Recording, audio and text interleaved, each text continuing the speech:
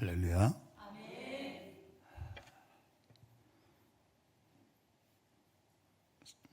설교를 많이 했는데 늘 같은 답인데 그래서 쓰게 해주셔서 감사합니다. 하나님의 은혜와 사랑과 하나님의 복이 가득하시기를 주의 이름으로 축원합니다. 지난 주일 우리 노예 안에 어느 교회에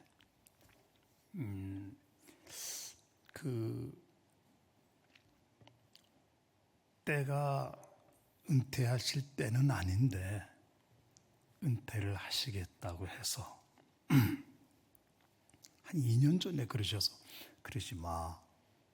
근데 또 작년에 또 그래서 기도하고 있다고. 그래서 무슨 뜻이 있구나 생각하고 더 이상 말을 못했었는데 결국은 은퇴를 하겠다고 해서 제가 이제 후임 목사 청빙 임시 공동회의 회장으로 가서 말씀을 전하고 공동회의를 했습니다. 아주 하나님의 은혜로 후임 목사님 청빙을 잘 마치게 되었습니다. 그걸 마치고 나서 그 교회 장로님께서 우리 노예는 사랑의 교회가 은퇴와 후임 목사님의 그 영적 승계가 말하자면 너무 은혜스럽게 되어져서 그렇게 시작이 되어져서 그래서 우리 교회도 자신의 교회도 은혜스럽게 되었는가 봅니다. 그렇게 얘기를 해요.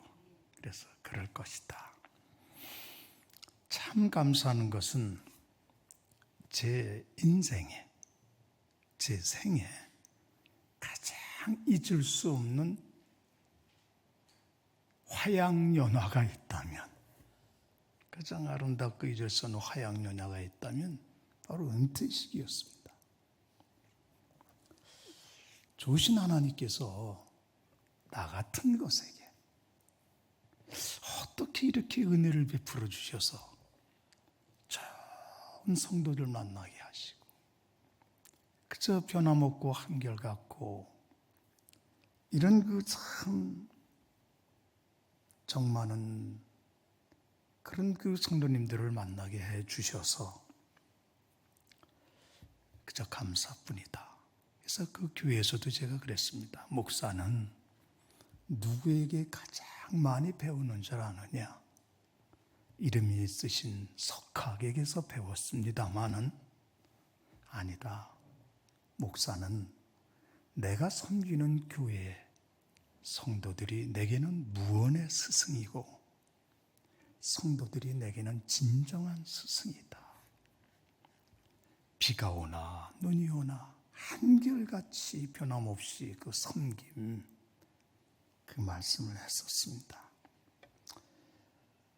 필름처럼 다가오기도 하고 사라지기도 하는데 보이시는 분들도 있고 안 보이시는 분들도 있습니다만 근데 더해서 우리는 정말 더 감사한 것은 정말 감사하고 한 것은 우리 교회는 우리 담임 목사님을 하나님께서 예비해 두셨다가 참 좋으시고 훌륭한 담임 목사님을 보내주셨다는 사실입니다. 너무너무 감사한 일이죠. 그런데다가 교회를 떠난 이런 은퇴 목사로서 정말 감사하고 기쁘고 감사한 것은 지난 수련회 때들 사진들을 보니까 모두가 다 주인이세요. 그리고 요즘 같은 시대 그저 가슴 톡 터놓고 한번 웃어보기 힘든 그런 시대인데 사진 보니까 얼마나들 즐거워들 하시는지 그리고 모두가 다 주인이고 교회가 하나 되는 모습을 보았어요. 그런데 그것은 제가 아니라 예수님이 떠나시고 성령님이 오신 후에 성령님이 오시니까 제자들에게 제일 먼저 영적인 눈이 확 띄어졌잖아요. 3년 동안 예수님 따라다니고 배웠어도 예수님의 실상을 몰랐었잖아요. 근데 성령님이 오시고 나서 예수님의 실상을 알게 되고, 동정녀 탄생하셨구나. 모두 그래서 확 열어주셨어요.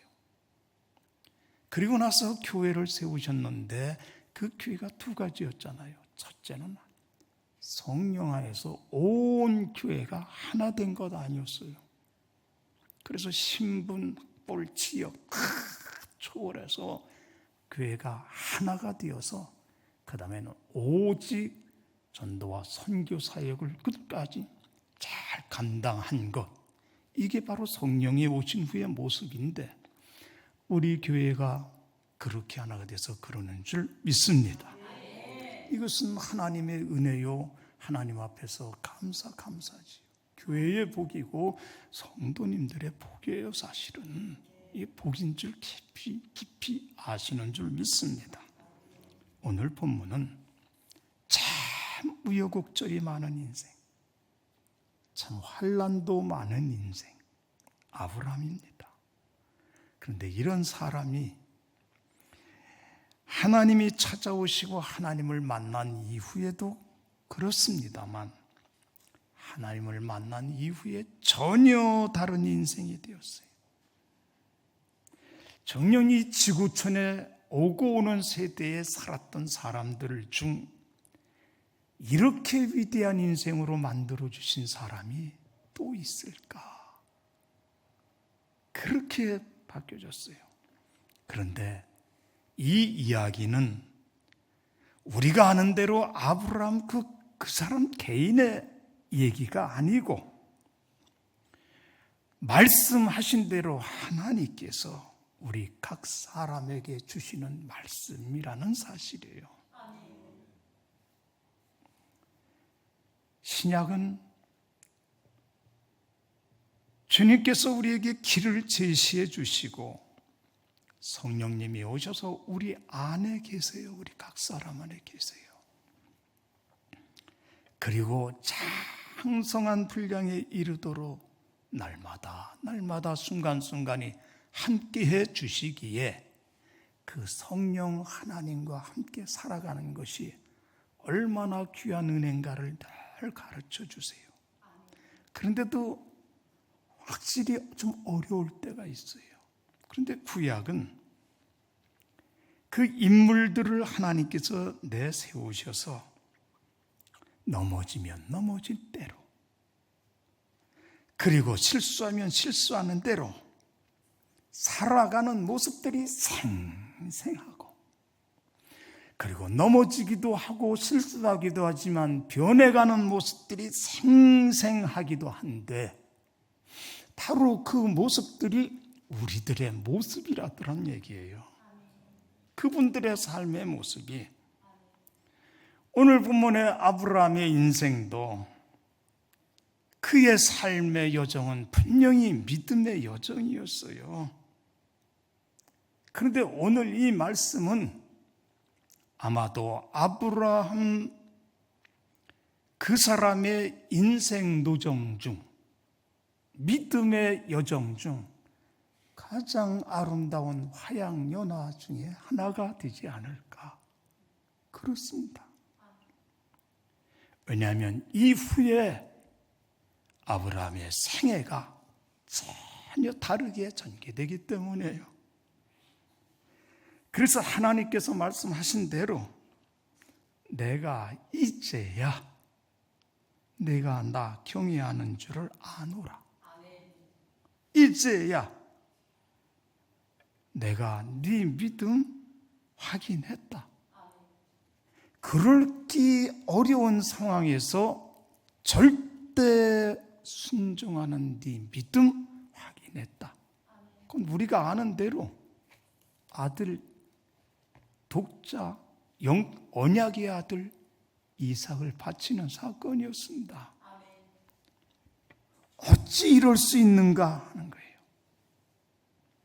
아브라함이 도대체 어떻게 이럴 수 있을까 하는 거예요. 어떻게 이렇게 순종할 수 있는가? 우리 하나님은 아브라함처럼 우리가 이렇게까지 순종하시기를 원하시는 것일까? 하나님은 이 사람의 삶을 통해서 그 믿음을, 그 삶을 우리 각 사람에게 무언가 지금 말씀을 하시고 싶어 하시는 거예요. 분명히 이런 은혜를 다 받아야 되겠는데 이게 누구나 받을 수 있는 것도 아니고, 분명히 하나님께서는 이렇게 믿음을 인정받으라고 하시는 말씀일까? 저는 목사예요 하시는 대로 78년도에 초등학교 때 옛날에 교회에 다니다가 성탈전을 되면 뭐 그 받는 것도 있고 하니까 오랜 동안 하나님 떠나 있다가 종소리만 들으면 가고 싶은데 세상적으로 너무 살고 싶어서 그러다가 78년도 주님이 찾아와 주셔서 나 같은 거, 그러니까 지금까지 46년째, 그런데 할 수가 없는데, 저도 그럴 수 없는데, 그럼에도 불구하고 이 아브라함의 생애와 말씀을 통해서 하나님이 원하시는 게 무엇인가? 그게 하나님이 원하시는 신앙의 자리가 있다는 사실이에요. 그 자리가 있다는 걸 우리에게 가르쳐 주시는 거예요. 완성이 아니에요. 지난번에도 말씀드렸지, 말씀을 통해서 아브라함께서 믿음은 순종으로 시작된다는 것을 분명히 보여주셨어요. 7가지 언약을 창세기 12장에서 말씀해 주시고, 너 큰 민족이 이르게 하고 이름 창대케 하고 복을 주고 복이 되게 모든 민족이 너로 인해 복을 받게 될 것이다. 상상할 수 없는 복의 언약을 하셨어요. 아브라함이 잘나서도 아니고 하나님이, 만유주의 하나님이 그렇게 약하고 보잘것없는 아브라함, 그 사람을 하나님이 찾아주시고 그렇게 세워주셨어요. 그러고 이끌어 가셨어요. 이건 하나님의 은혜고 분명히 하나님의 사랑이고, 구원을 받는 믿음은 순간에 이루어지기에 이것은 하나님의 선물이지만 삶의 여정, 믿음의 여정은 평생인데 하나님이 원하시는 자리가 분명히 있다는 것이에요. 그리고 하나님과 하나님 백성의 간의 관계는 분명히 보여줄 땅으로 가라. 그러니까 보여준 땅이 아니에요. 미래예요. 그래서 히브리서 11장 1절은 믿음은 바라는 것들의 실장이요 보지 못하는 것들의 증거다 하시고 믿음의 선진들을 올려놔 주세요. 그러니까 보여줄 땅, 하나님과 인간의 관계는 에덴 동산으로부터 시작되어서 지금까지 철저하게 서로가 거래의 관계가 아니고 하나님과 인간의 관계는 믿음의 관계라는 거예요. 그리고 믿음으로 살아가도록 하셨어요. 그래서 우리의 삶의 여정은 곧, 신앙의 여정은 곧 믿음의 관계 길인데, 순종으로 시작되고 순종으로 자라나고 순종보다 더 확실한 믿음은 없다는 거예요.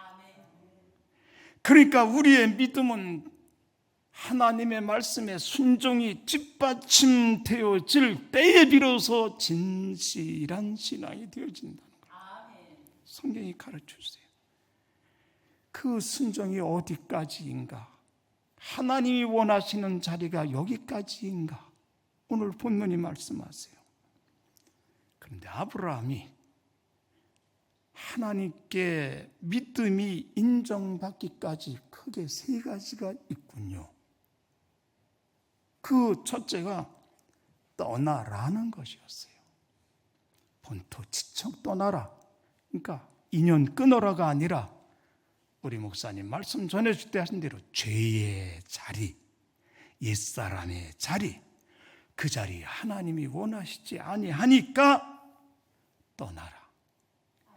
그러니까 구원의 서정은 떠나는 거로부터 시작을 하는데 떠나지 않고는 새로운 삶의 길을 걸어갈 수 없다는 거.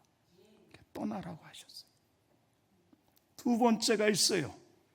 아브라함이 하나님께 인정을 받기까지 두 번째, 그건 떠나라고 한 후에 떠나보내라는 것이었어요. 이게 우리에게 어려워요. 떠나보내라. 아시잖아요. 창세기 16장부터 이스마엘 사건이 나와요. 하나님께서 갈대아 우르에서 떠나라. 하란을 가서 5년 사는 거기서 하나님 찾아오셔서 75세 때에 떠나라. 가나안 땅으로 왔습니다. 하나님의 약속은 큰 민족을 이루게 하겠다. 아브라함 너를 통해서. 세월이 흘렀습니다. 가나안의 그 어려운 삶의 극히 고비고비 중에 10여 년 가까이 흘렀는데 하나님의 약속을 믿고 살아가는데 순종하며 살아가는데 여전히 약속해 주신 자식이 없어요. 엘리에셀을 양자로 삼을까? 하나님 찾아주세요. 그리고 아니다. 넷이다. 그리고 하늘의 무뼈를 보여주시면서 네 자손이 이와 같을 것이다. 그렇군요. 믿습니다. 그리고 세월이 또 흘렀어요. 그런데 16장 1절 보니까 사레가 여전히 아이를 갖지 못해요. 나중에는 자신에게서는 불가능해요. 이 불가능한 현실 속에 자신이 어쩔 수 없는 이런 현실 앞에서 하나님이 내게 아이를 갖지 못하게 하셨구나.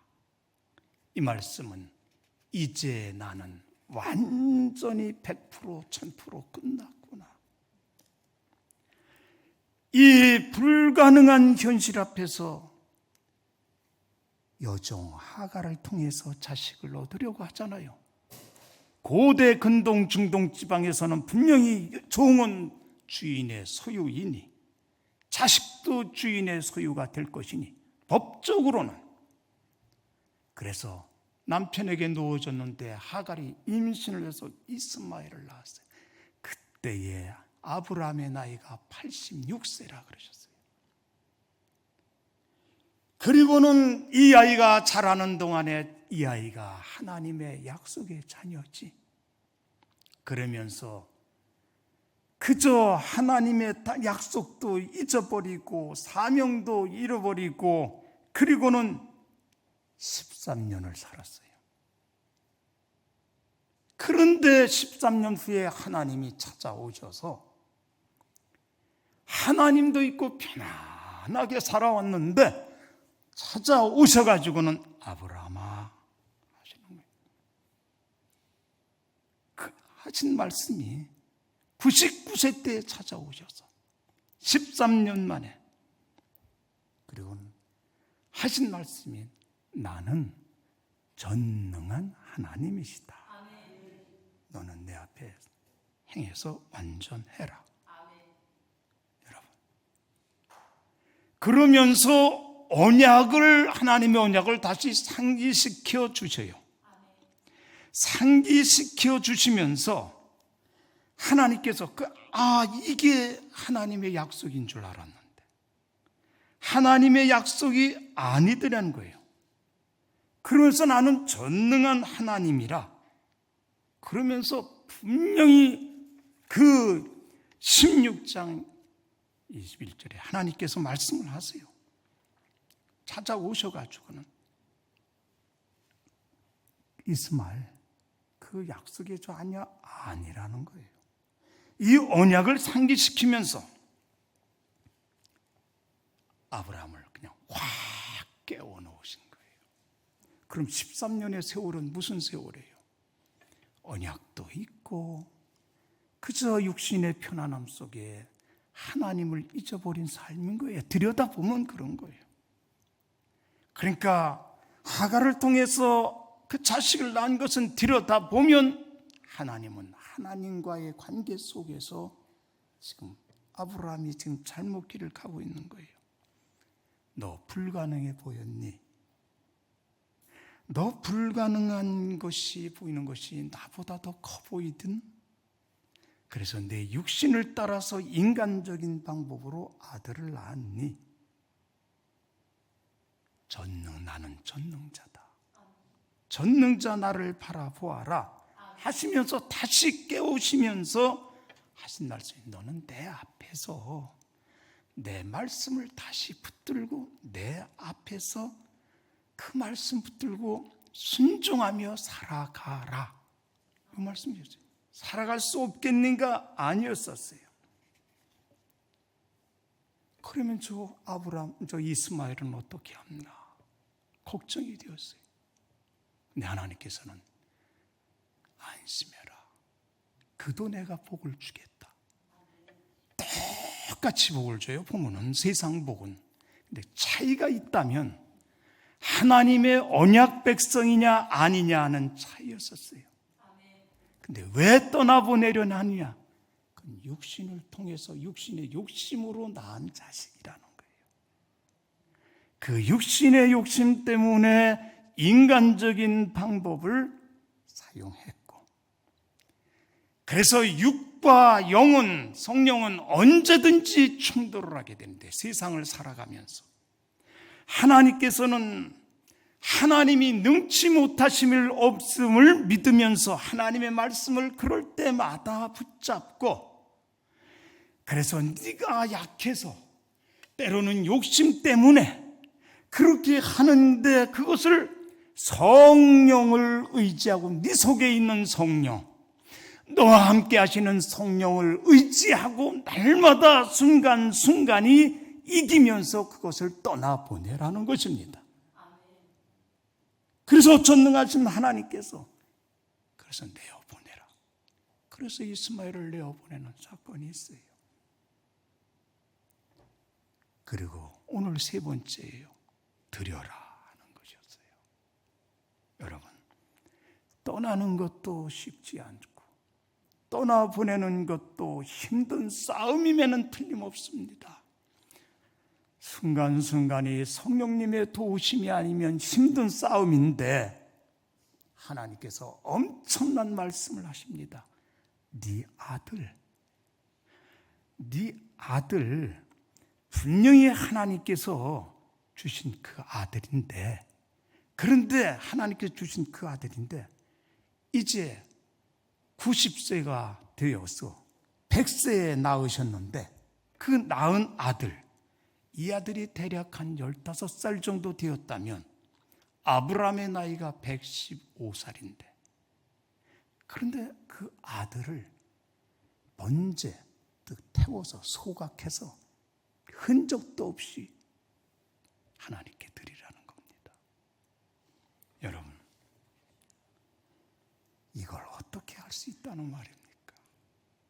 그런데 하나님께서 그냥 드려라 하시는 게 아니고, 하나님은 22장 1절에 그 일 후에 그게 깁니다. 왜냐하면 하나님께서 아브라함이 넘어질 때마다, 때는 힘들고 어려울 때마다 찾아오셔서 나는 복을 주시는 하나님이시란다. 또 그럴 때마다 찾아오셔서 나는 전능한 하나님이란다. 또 힘들 때마다 찾아오셔서 나는 신실한 하나님, 너는 변할 수 있어도 나는 한 번 약속을 하면 변하지 않는 하나님이란다. 끝날까지 그렇단다. 그리고 마지막에 21장에 찾아오셔서 영원하신 하나님이심을 보여주시고, 그리고 그가 아비멜렉과 그가 평화제약을 맺고 나서 그가 부엘세바에서 그가 영원하신 하나님이 찾아오셔서 영원하신 하나님을 만나고는 하나님 앞에 예배를 드렸어요. 여러분, 이 하나님이 지금 낯사 시험을 하시는 거예요. 우리 아시잖아요. 인간인 우리는 약하고 약해서 육신을 가지고 있어서 이 세월을 지나면서 하나님께서 우리에게 보여주시는 것은 그래, 복 주시는 하나님 압니다. 전능하신 하나님 주님 믿습니다. 신실하신 하나님 믿습니다. 그런데 제일 믿을 때 마지막의 지점이 영원하신 하나님을 우리가 영혼으로 받아들일 때인 것을, 영원하신 하나님, 그 영원하신 하나님을 믿을 때 우리 생은 비로소 이 세상이 장망성임을 알게 되고, 비로소 이 세상을 목적으로 하지 않고 살아갈 수 있는 비결을 지금 말씀을 통해서 가르쳐 주시는 거예요. 이런 말씀 시간 지나도 좀 할래요. 제가 6월 달에 이사를 했습니다. 어떻게 그렇게 이사할 수 있습니까? 저가 그때 이사했습니다. 그리고 한 달이 지나고 나서, 만 한 달 지나고 나서 7월 달에 제가 잠을 자다가, 침대에서 잠을 자다가 제가 떨어졌습니다. 처음 있는 일이었습니다. 얌전하신 사모님이 발로 차지는 않았을 테고, 근데 그대로 떨어졌어요. 근데 이렇게 떨어졌어요. 이렇게 바닥에 그냥 자다가 소리가 얼마나 큰지 아내가 깨가지고 일어나면서 그래서 나를 잡아 끄는데, 내가 잠시 헛된지 모르지만 이 뒷머리가 많이 울렸다는 걸 느꼈어요. 그때. 그리고 일어나가지고, 그때가 새벽 2시에 잠깐 또 눈을 붙였다. 그날이 금요일이기 때문에 우리 교회 새벽 기도를 나왔어요. 그리고 새벽 기도를 하고 갔는데 머리가, 앞뒤가 그냥 무거워요. 이 풀을 그래도 그냥 있으려고 하는데 강제로 끌려갔어요. 기도병원으로. 찍으니까 뇌출혈 없다, 먹은 거 없다. 약을 줘요. 약을 줘서 그날이 금요일이니까 먹고 있는데, 수요일 날이 될까지 됐는데 이게 풀어지지가 않아요. 그래서 원광대학교 병원 한방병원을 가자고 그래요. 가보자. 가서 치료를 딱 받는데, 이 방법이 괜찮겠다 생각이 들어요. 사혈, 침뜸 뭐 하는데. 그런데 교수님이 이거 그냥 놔두시면 인지장애 오십니다. 그리고 나중에 치매는 위험합니다. 그 소리를 듣자마자 저 사람이, 그러니까 입원을 하시는 게 좋습니다. 듣자마자 그래야지 하면서 입원 수술을. 그러니까 전 그냥 갔어요. 그랬더니 너무 사람이 많아가지고, 입원 환자 많아가지고 어느 방을 하나 좀 치우라고 하면서, 그래가지고 혼자서 들어갔어요. 들어가서 딱 생각이 드는 게, 나이 먹으면 이래서 자기 의사와 관계없이 요양병원을 가는구나. 그래서 그리고 집전을 가고 난 다음에 거기서 있는데 냄새도 나고 뭐하고 그러는데, 가만히 생각하니까 하나님께서 나를 원광대학교 한방병원 기도실에 집어넣은 거예요. 저기 기도원으로 들어간 거예요. 그리고 거기서 별 생각이 담는데 비도 오고 한데, 거기서 제가 이제 기도실이라니까요. 그리고 그 주일에 수요일 날 들어간데, 주일 입원은 뭐 한 2주일 하는 게 좋다는데, 광양의 교회에 가서 말씀을 전하게 됐어요. 오전 오후. 그러니까 연락을 하시고 못 간다고 그러시네. 안 돼. 결국은 화요일 날 퇴원했어요. 제가 왜요? 나 같은 걸 하나님께서 한 달에 한 번 정도씩이라도 강단에 세워주시는데 얼마나 감사해요. 그리고 가서 말씀을 전하는데 뭐가 툭 소리가 나요. 말씀 전하는 중에. 그리고 깨끗해졌어요. 아무튼 맑아졌어요. 지금까지. 올라갈 때, 강단에 올 때 좀 힘들었던 건 사실입니다. 근데 제가 그 원광대학교 그 한방 그 기도실에서 깨달은 게 이 세상은 장난감이다. 다시 한번. 너 집 이사했니? 너 그게 네 집인 줄 아니? 너 거기서 그냥 그러려고 그러니? 뭐하냐? 아니요, 전 한 번도 그런 적 없어요. 지금까지도 내 집 같지 않아요, 하나님. 근데 그런 생각 없으니까 그래. 그리고 나서 조금 그 7월 달에 있었던 사건이 아들 사건이에요. 하나님께서는 엎드리고 영원하신 하나님께서 찾아오셔서 이 세상을 목적으로 삼지 아니하고 이 세상을 이길 수 있는 비결은 바로 하나님이 이렇게 가르쳐 주시는 줄 믿습니다. 그런데 왜 이삭이냐는 말이에요. 재물도 아니고 독자도 아니고 언약의 아들, 믿음의 조상으로 부르셨는데 두 가지를 우리에게 가르쳐 주십니다. 그 첫 번째가 하나님께서 소유권의 문제입니다. 네 아들 독자지, 네 아들 삼을래? 아니면 내 소유로 삼을래? 하나님께서 가장 소중한 것 하나님께서 말씀하실 때 손을 펼 수 있겠니? 아니겠습니까? 이 싸움에 과연 네가 순종할 수 있겠니? 그런데 놀랍게는 아브라함은 영원하신 하나님까지 만나고 난 후에 고민 없이 모리아상으로 75km 사흘 길을 가서 아들을 제물로 거기 올라가서 아들을 갖다가 제단을 마련하고 15살 때 115세. 그런데 아들이 묶여주고 그리고는 칼을 들어서 지르려고 하는 순간에 그때 하나님께서 아브라함아 막아주셨습니다. 이제야 내가 알았다. 100세에 낳은 것도 네 아들로 여기지 않는구나.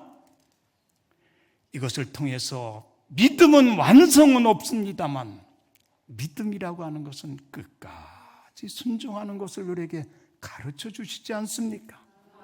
환경은 이럴지라도 끝까지 의지하고 환경은 어떨지라도 하나님 끝까지 기대고 유식하게 얘기해서 끝까지 신뢰하고 소유가 누구 거냐는 거예요. 하나님이 펼하실 때 펼 수 있느냐 그거예요. 그리고 두 번째, 여기까지 이르는 그 자리, 하나님께서 원하시는 그 자리, 하나님이 내게 있어서 부분이니 하나님이 전부니, 이 어려운 싸움이에요. 우리는 분명히 하나님이 원하시는 우리의 신앙의 자리는 하나님이 나 같은 것의 전부가 되시기를 원하시는 그 자리임을 알 수 있어요. 부분이 될 때 되니까 순종을 해도 진짜 평강이 없어요. 여러분, 아브라함도 이삭도 야곱도 모세도 다윗도 전부 평생 이 싸움을 했어요. 하나님이 부분일 때 평생 이 싸움을 하고 나중에 세월이 지나고 나서 하나님 이게 넘어졌다 이러시면서 그에게 비로소 깨닫고 알게 된 것. 아브라함 이 세월이 75세 부름을 받아서 115세 정도의 모리아산을 가서 하나님께 이제 알았다고 했으니 이후에도 60년을 살았으니 40년 이상 걸렸어요. 야곱도 대략 40년 이상 걸렸어요. 모세도 40년 이상 걸렸어요. 성경 다윗도 물론이에요. 저는 46년이 지났어도 아직 첫 단계의 발도 제대로 못 들이고 있어요. 여러분, 그런데 놀라운 건 되돌아봐도 하나님께서는 이 사람들이 하나님을 기쁘시게 했다는 거예요. 어떤 상황이 돼도 하나님 말씀이 넘어져도 실수해도 하나님 말씀 붙잡고 낮아져서 우리는 그렇게 순종하며 살아가도록 하십시다. 그러면 하나님께서 그 자리를 보여주시면서 너는 나를 기쁘시게 살았다. 그런데요, 한 3분만 더 할게요. 하나님께서 그거로 끝나게 하지 않았어요. 더 큰 복을 예비해 주셨어요. 그게 여호와 이레의 복이에요. 숲속의 수령. 여러분, 이건 쉐박, 모리아산 올라갈 때 그 숲길이 숲속이니까 덤불이니까 얼마나 힘들었겠어요. 하나님은 왜 이렇게 덤불 같은 데 환경 이럴 수 있잖아요. 근데 그게 거기에 여호와 이레가 있었다고요. 이게 쉐바크의 은혜라고 그러는 거예요. 장애물들이 우리 생에 많은 어려움이 있지만 하나님을 바라보면 전부 모두가 다 기도했든지 안 했든지 쉐바크의 은혜인 줄 믿습니다. 얼마나 우리를 사랑하시는지 세상에 태어났어요. 다 준비시키고 때가 되어서 부르시고 나서 하나님께서 우리 예수님이 나 같은 것에서 대속의 은혜를 베풀어 주셨고 십자가로 여호와 은혜를 베풀어 주셨어요. 여호와 이레의 은혜를. 그러고 구원해 주시고 마지막 끝날까지 임마누엘 세상 끝날까지 함께 한다고는 여호와 이레의 날마다 우리의 삶 속에는 여호와 이레의 복이 있어요. 이 은혜가 있을진데 우리는 그저 신앙의 삶을 살아가도록 하십시다. 반드시 다 누려. 두 번째 복이 뭐냐면 믿음의 계보가 흘러가게 됐어요. 가장 큰 복, 이삭의 복이에요. 언약의 가정. 여호와께서 집을 세우지 아니하시면 세우는 자 수고 헛되다 그랬어요. 우리 아이들이, 가족들이 하나님 등지고 나가서 있는 세상은 전부 허랑방탕한 세상이에요. 한마디로 찍어 놓으신 게 허랑방탕이에요. 거기서 경제적으로 무엇을 성공을 했든지 말든지 성경은 하나님께서 허랑방탕이에요. 안타까운 현실은 나가서 이것들이 정체성은 분명히 이쪽에 있어요. 그러니까 현실은 그렇지 못하니까 정체성의 싸움을 하고 너무나 측은한 게 우리 아이들이에요. 이들이 빨리 하나님 앞으로 돌아와서 믿음의 계보를 이어가도록 해요. 여러분, 지금 이 시대는 그렇게요. 얼마나 어려운 시대예요. 빈문안이 뭐니 해가면서 쾌락과 편안함을 추구하는 이런 시대인데 우리의 가정이 믿음의 계보가 이어져 가고 우리의 가정이 하나님 나라가 이루어가지고 이게 진정한 축복인 줄 믿습니다. 강단에서 우리 목사님 우리의 가정이 교회가 되고 우리의 가정이 하나님 나라가 되고 매 주일마다 외치는 하나님의 은혜가 이루어지길 바랍니다. 마지막으로 하나님의 말씀이 이루어진 삶이었어요. 이 순종의 자리까지 나아가니 원하시는 자리 하나님이 전부이니까 너는 장수하다가 평안히 열조에게로 돌아가겠고 창세기 15장 18. 근데 25장에 가서 175세가 되어졌을 때 아브라함아 너는 기운이 다 해서 열조에게로 돌아갈 것. 무슨 말씀이세요?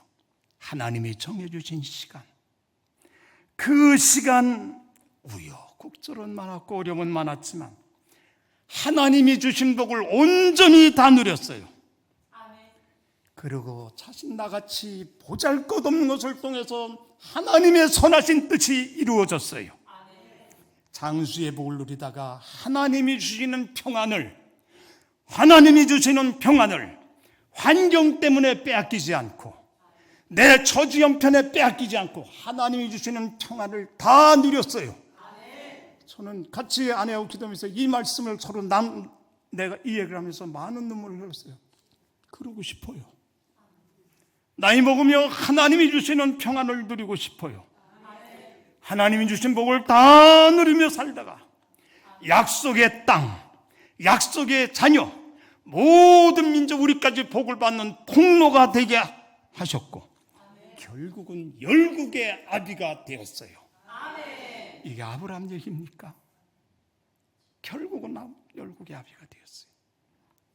이 놀라운 은혜, 이 믿음의 삶, 우리의 약함에도 불구하고 하나님이 원하시는 그 자리가 있는데 하나님 바라보고 나갈 때 이끌어 가실 줄 믿습니다. 하나님이 전부가 되어지면 우리의 신앙생활은 그렇게 힘든 것 같지가 않을 것 같아요. 너무 쉬울 것 같아요. 그래서 사모해요. 이루어지 못할지라도. 하나님 우리 아버지 은혜를 감사합니다. 하나님이 원하시는 자리가 있군요. 보여주셔서 감사합니다. 넘어져도 실수해도 그 자리에 바라보며 나아갑니다. 감사합니다. 주님 이름으로 기도합니다.